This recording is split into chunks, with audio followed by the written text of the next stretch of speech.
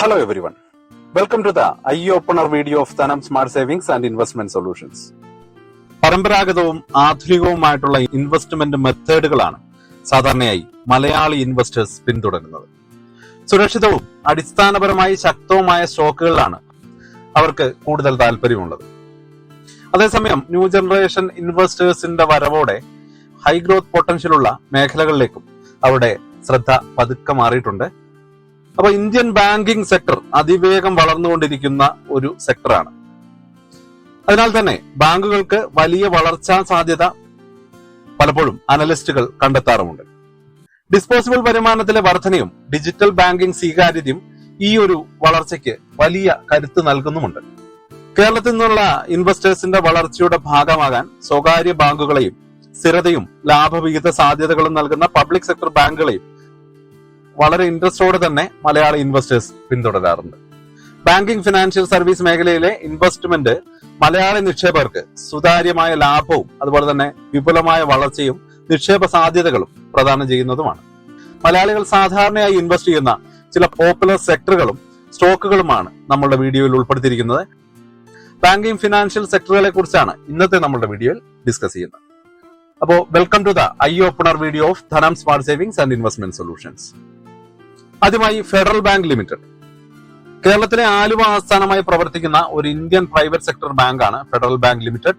ഇന്ത്യയിലെ വിവിധ സംസ്ഥാനങ്ങളിലായി 1518 കൂടുതൽ ബാങ്കിംഗ് ഔട്ട്ലെറ്റുകളും 2000 കൂടുതൽ ATMകളും CDMSകളും അബുദാബിയിലും ദുബായിലും വിദേശ പ്രതിനിധി ഓഫീസുകളും ബാങ്കിനുണ്ട്. ഇൻവെസ്റ്റേഴ്സിന് താല്പര്യം വർദ്ധിച്ചു വരുന്നത് ഫെഡറൽ ബാങ്ക് ലിമിറ്റഡിന്റെ സ്റ്റോക്സ് പ്രൈസിൽ വർധനവിന് കാരണമായിട്ടുണ്ട്. സ്റ്റോക്സിന്റെ PE റേഷ്യോ 11.67 അതിന്റെ ഇക്വിറ്റിയിൽ നിന്നുള്ള വരുമാനം 12.41%. ഫെഡറൽ ബാങ്ക് ലിമിറ്റഡിന്റെ ആവറേജ് ഗോൾ 224 രൂപയാണ്.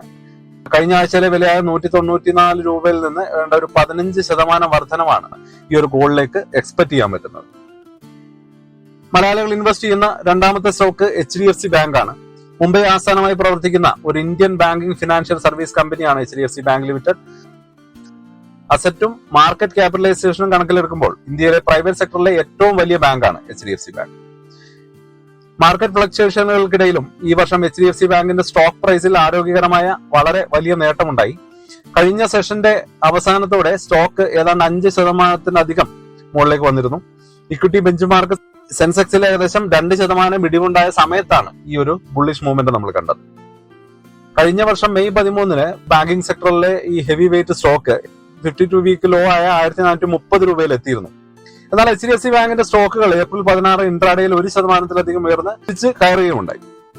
പിന്നീട് ഏതാണ്ട് 1883 രൂപ ലെവലിൽ വരെ ഈ ബാങ്ക് ഓഹരി എത്തുകയും ചെയ്തു. കമ്പനിയുടെ ട്രേഡ് വാല്യൂ 1094 കോടിയിലധികം രൂപയായിരുന്നു. അതേസമയം അതിന്റെ മാർക്കറ്റ് ക്യാപ്പ് 14.2 ലക്ഷം കോടി രൂപയാണ്. ഈ വർഷം ഇതുവരെ കമ്പനിയുടെ സ്റ്റോക്കുകൾ 5%-ലധികം ഉയർന്നിട്ടുണ്ട്. മലയാളികൾ ഇൻവെസ്റ്റ് ചെയ്യുന്ന മൂന്നാമത്തെ banking stock ICICI Bank Limited ആണ്. മുംബൈ ആസ്ഥാനമായി പ്രവർത്തിക്കുന്ന ഒരു ഇന്ത്യൻ മൾട്ടിനാഷണൽ ബാങ്കും ഫിനാൻഷ്യൽ സർവീസ് കമ്പനിയുമാണ് ICICI Bank Limited. Investment banking, life, non life ഇൻഷുറൻസുകൾ, വെഞ്ചർ ക്യാപിറ്റൽ, അസറ്റ് മാനേജ്മെന്റ് എന്നീ വിവിധ മേഖലകളിലെ ഡെലിവറി ചാൻസുകളിലൂടെയും മറ്റ് സ്ഥാപനങ്ങളിലൂടെയും കോർപ്പറേറ്റ് റീറ്റെയിൽ കസ്റ്റമേഴ്സിന് വിപുലമായ ബാങ്കിംഗ് ഫിനാൻഷ്യൽ സർവീസുകൾ ICICI ബാങ്ക് വാഗ്ദാനം ചെയ്യുന്നു. 2024 ഡിസംബർ 31 വരെയുള്ള കണക്കനുസരിച്ച് ICICI ബാങ്കിന്റെ domestic credit portfolio year on year 15.1%, തുടർച്ചയായി 3.2% വളർച്ചയും കൈവരിച്ചു. ഇത് വിവിധ ഏരിയകളിലുടനീളം ശക്തമായ ക്രെഡിറ്റ് ഡിമാൻഡ് കാണിക്കുന്നുമുണ്ട്. Retail business, banking, corporate loan categories ഇവയൊക്കെയാണ് ഈ ഒരു വളർച്ചയ്ക്ക് പ്രധാന കാരണമായത്. ബാങ്കിന്റെ വളർച്ചയുടെ മറ്റ് പ്രധാന ഫാക്ടേഴ്സായി തുടരുന്ന retail loan portfolio, housing loans, vehicle financing, personal loan എന്നിവയ്ക്കുള്ള ഡിമാൻഡിനെ കാണിച്ചുകൊണ്ട് ബാങ്കിന്റെ ഗ്രോത്ത് 10.5% ഇയർ ഓൺ ഇയർ വർദ്ധിക്കുന്നുമുണ്ട്. Digital transformation, portfolio diversification, capital efficiency എന്നിവയുടെ കോമ്പിനേഷനോടെ വളർച്ചാ വേഗത നിലനിർത്തുന്നതിനാലാണ് ICICI ബാങ്ക് വളരെയധികം ശ്രദ്ധ കേന്ദ്രീകരിക്കുന്നത്. ശക്തമായ റിസ്ക് മാനേജ്മെന്റ് ഉറപ്പാക്കുന്നതിനൊപ്പം തന്നെ ബാങ്ക് അതിന്റെ റീറ്റെയിൽ കോർപ്പറേറ്റ് ബാങ്കിംഗ് വിഭാഗങ്ങൾ സജീവമായി വികസിപ്പിക്കുന്നു. അടുത്തായി സ്റ്റേറ്റ് ബാങ്ക് ഓഫ് ഇന്ത്യ ആണ്. രാജ്യത്തെ ഏറ്റവും പഴക്കമേറിയ ബാങ്കും balance sheet size, number of branches, market capitalization, profit എന്നിവയുടെ കാര്യത്തിൽ മുൻനിരയിലുള്ളതുമായ സ്റ്റേറ്റ് ബാങ്ക് ഓഫ് ഇന്ത്യ ഇന്ന് നല്ല ഒരു ചേഞ്ചസിന്റെയും ട്രാൻസ്ഫോർമേഷന്റെയും ഒരു പ്രധാന ഫേസിലൂടെയാണ് കടന്നുപോയിക്കൊണ്ടിരിക്കുന്നത്. പെൻഷൻ ഫണ്ടുകൾ, general insurance, custodial service, private equity, mobile banking, point of sale, merchant acquisition, advisory service, structured ഉൽപ്പന്നങ്ങൾ തുടങ്ങിയ സ്ട്രാറ്റജിക് റിലേഷൻഷിപ്പുമായി ബാങ്ക് നിരവധി പുതിയ പുതിയ ബിസിനസ്സുകളിലേക്കാണ് പ്രവേശിക്കുന്നത്. ഈ സംരംഭങ്ങളിൽ ഓരോന്നിനും വലിയ സാധ്യതകൾ ഉണ്ട് താനും. സ്റ്റേറ്റ് ബാങ്ക് ഓഫ് ഇന്ത്യയുടെ സ്റ്റോക്ക് പെർഫോമൻസ് 2024-25 വർഷങ്ങളിൽ വലിയ വളർച്ചയോടെ മുന്നേറുകയാണ്. 2024 മാത്രം സ്റ്റോക്ക് പ്രൈസ് 29% വളർന്നിരുന്നു. കഴിഞ്ഞ ഒരു വർഷത്തെ ലിമിറ്റിൽ 46.7% ഉയർന്നതായി കാണുന്നുണ്ട്. കഴിഞ്ഞ കുറച്ച് ദിവസങ്ങളിലെ ട്രെൻഡും വളരെ പോസിറ്റീവായിട്ടാണ് കാണുന്നത്. ശക്തമായ വരുമാന റിപ്പോർട്ടുകൾ, സ്ഥിരതയുള്ള ആസ്തി നിലവാരം, വർദ്ധിച്ച നിക്ഷേപ വളർച്ച ഇവയൊക്കെയാണ് ഒരു വൻ വളർച്ചയ്ക്ക് കാരണമാകുന്നത്.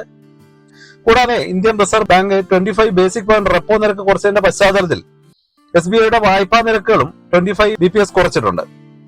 ബാങ്കിന്റെ ഡിജിറ്റൽ പ്ലാറ്റ്ഫോമുകളും ബാങ്കിന്റെ വളർച്ചയ്ക്ക് ഊർജ്ജം നൽകിയിട്ടുണ്ട്. കൂടാതെ സബ്സിഡറിയായ SBI ലൈഫ്, SBI കാർഡുകൾ, SBI മ്യൂച്വൽ ഫണ്ട് തുടങ്ങിയ വിവിധ ഫിനാൻഷ്യൽ കാറ്റഗറീസിൽ വലിയ മാർക്കറ്റ് ഷെയറുകളും വളർച്ചാ സാധ്യതയും നൽകുന്നുണ്ട്. ഇത് പ്രധാനമായും സ്റ്റോക്കിന്റെ പ്രൈസിന്റെ സെന്റിമെന്റ്സിനെ അനുകൂലമായിട്ട് ബാധിക്കുന്നുണ്ട്. 2025 SBI മ്യൂച്വൽ ഫണ്ട് IPO നടത്താനുള്ള സാധ്യതകളും ഇതിനോടകം മാർക്കറ്റിൽ ചർച്ചയായിട്ടുണ്ട്. ഇത് ബാങ്കിന്റെ ഓവറോൾ വാല്യൂവിൽ വലിയൊരു പോസിറ്റീവായിട്ട് മാറാനും സാധ്യതയുണ്ട്. ഇൻവെസ്റ്റേഴ്സിന്റെ താല്പര്യം കൂടി ചേർന്ന് SBI സ്റ്റോക്സ് മാർക്കറ്റിലെ സ്ഥിരതയും ലോങ് ടേം വളർച്ചയും ഒരുപോലെ വാഗ്ദാനം ചെയ്യുന്ന ഒരു സ്റ്റോക്കാണ്. ഇനി നമുക്കൊരു കൺക്ലൂഷനിലേക്ക് കടക്കാം. ബാങ്ക് ആൻഡ് ഫിനാൻഷ്യൽ സർവീസ് സെക്ടറിൽ federal bank, HDFC bank, state bank of India, ICICI bank എന്നിവയാണ് മലയാളി ഇൻവെസ്റ്റേഴ്സ് ഏറ്റവും കൂടുതൽ പോപ്പുലറായി ഇൻവെസ്റ്റ് ചെയ്യാറുള്ള സ്റ്റോക്കുകൾ. ഫെഡറൽ ബാങ്കിന് കേരളത്തിൽ പ്രധാന ഓഫീസ് ഉള്ളതിനാൽ മലയാളികളുടെ അഭിമാന സ്റ്റോക്കായും ശക്തമായ റീറ്റെയിൽ ഫോക്കസ്, നിക്ഷേപ വളർച്ച എന്നിവ കൊണ്ടും അത് ശ്രദ്ധേയമാണ്. HDFC ബാങ്ക് ശക്തമായ മാനേജ്മെന്റ്, സ്ഥിരതയുള്ള ലാഭം, മികച്ച ഡിജിറ്റൽ സർവീസ് എന്നിവയിലൂടെ ലോങ് ടേം ഇൻവെസ്റ്റേഴ്സിന് വളരെ ഇഷ്ടമുള്ള ഒരു സ്റ്റോക്കാണ്. വലിയ ഡിവിഡൻഡ് നൽകുന്ന സർക്കാർ പിന്തുണയുള്ള സ്ഥാപനമായതിനാൽ മൂല്യനിക്ഷേപകരുടെ പ്രധാന ചോയ്സാണ് SBI ബാങ്ക്. അതേസമയം ICICI ബാങ്ക് കൂടുതൽ അഗ്രസീവായ വളർച്ചയിലൂടെ യങ് ഇൻവെസ്റ്റേഴ്സിന്റെ ഇടയിൽ ഒരു സ്ഥാനം നിലനിർത്തുന്നുണ്ട്. അതിനാൽ തന്നെ ഈ 4 ബാങ്കുകളും മാർക്കറ്റിലെ വിവിധ തരം ഇൻവെസ്റ്റ്മെന്റ് പർപ്പസിനുള്ള സമ്പൂർണ്ണ പരിഹാരമായി മലയാളി ഇൻവെസ്റ്റേഴ്സിന്റെ പോർട്ട്ഫോളിയോയിൽ ഉറച്ച സ്ഥാനം നേടിയിട്ടുണ്ട്. അപ്പൊ ഇത്രയുമാണ് ഇന്നത്തെ വീഡിയോയിൽ നമ്മൾ ഉൾപ്പെടുത്തിയിരിക്കുന്നത്. അപ്പോൾ നമ്മുടെ വീഡിയോ കണ്ടതിൽ സന്തോഷം. ചാനൽ ഇതുവരെ സബ്സ്ക്രൈബ് ചെയ്യാത്തവരുണ്ട്, സബ്സ്ക്രൈബ് ചെയ്യുക. അതുപോലെ തന്നെ വീഡിയോ ലൈക്ക് ചെയ്യുക, ഷെയർ ചെയ്യുക. നമ്മളെ ചെറിയ ചെറിയ കമന്റുകൾ എഴുതി നമ്മളെ സപ്പോർട്ട് ചെയ്യുക. അപ്പോൾ പുതിയൊരു വീഡിയോ ആയിട്ട് ഉടനെ വരാം. ബൈ.